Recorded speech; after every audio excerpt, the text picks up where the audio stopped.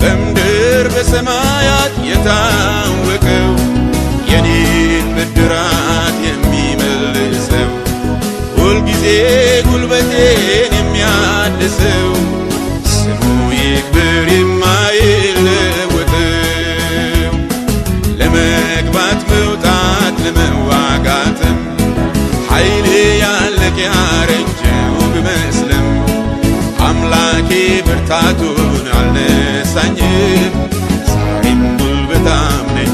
አልደከምኩም ለመግባት መውጣት ለመዋጋትም ኃይሌ ያለቀ ያረጀው ብመስልም አምላኬ ብርታቱን አልነሳኝም ዛሬም ጉልበታም ነኝ አልደከምኩም